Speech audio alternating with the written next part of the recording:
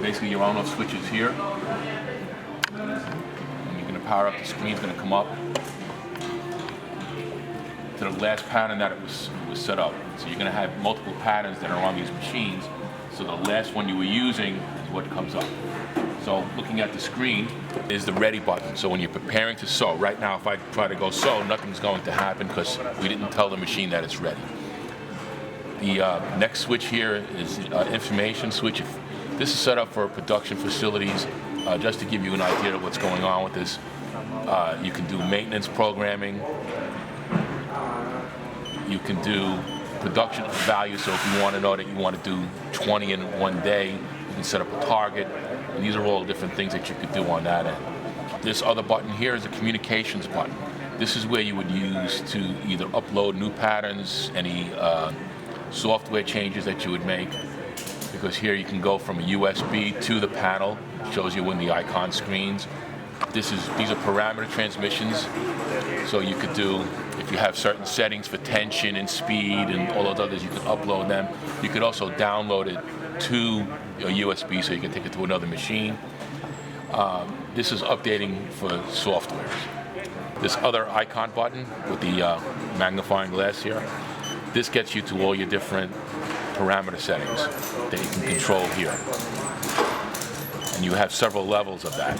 So if you press and hold it, you're going to get to another set of levels, and you can keep going on from here. So here, where you're going to be checking, making sure the inputs and outputs are working.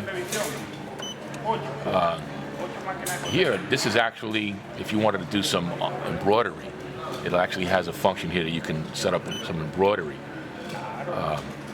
Here's your onboard programming. So when you press that, the screen changes a little bit, and then when you press this, it's going to give you this, and it's going to give you the ability to write your own program right on the machine. Okay, so those are these four bottom icons. Top icons. This is if you wanted to change the pattern number to something in particular. Sometimes you want to designate it as a certain pattern to correspond with what the production is. This, see, I have written here a double box X to describe what this pattern is, so the customer can change that to various terminologies. This would let everything down so you could thread the machine, and this is winding a bobbin. And notice when I'm trying to press the bobbin winder here, it doesn't know, because the machine hasn't been set ready yet. It wants to make sure that the needle's going to be in a proper place to do that. Okay?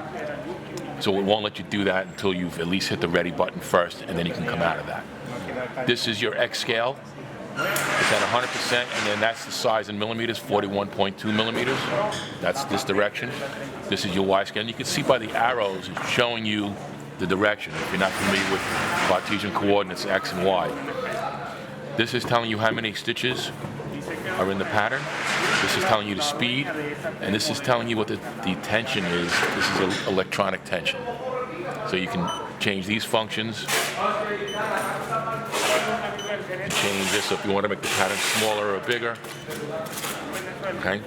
This is a button that sets up P button. So if I wanted to set up here, I could set up a P button, and the P button is basically it's a one-touch button. If you were to see changing from one pattern to the next, you would basically touch this screen, put up a program number, and then press a ready button, an enter button, and then you would press this. The one-touch buttons save several steps, so you do that a lot sooner.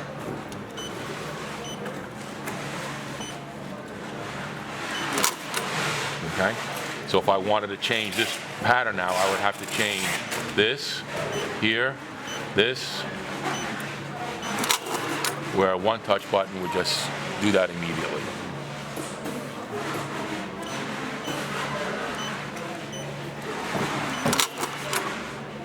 Okay. And then here's your speed that you can change. This you'll be able to change on its own. This you'll be able to change on its own. You can't change the size because you've already told that you're doing this pattern. If when the machine is you want to test what the pattern is, you can make the clamp come down with your little foot on the pedal a little bit, and then you can press this icon, and then you should be able to jog through this. When I take my foot off the pedal, I could jog through, and you'll see the blue dot going around, and this is moving at the same time. That you would do this whenever you're changing a pattern and you want to make sure that the proper clamp is on here for that machine.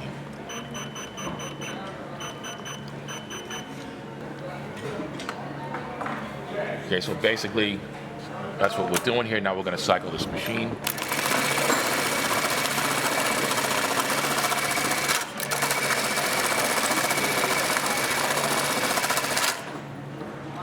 And so now, when I come out of this, now it gets me to the point where I'm winding the bobbin. Okay? And this particular machine goes to the center of the sewing field to wind the bobbin, so we have to make sure that the needle is not going to be in that position. Because then when I'm stepping on the pedal, it's just going to run like that, not do a pattern, and then you can stop it. In production, what you would normally do is have a separate spool here through this tension and have the bobbin here, so that while you're sewing, while you're cycling the machine, if there was a bobbin there, you'll see that this turns. This turns whenever the main shaft is turning.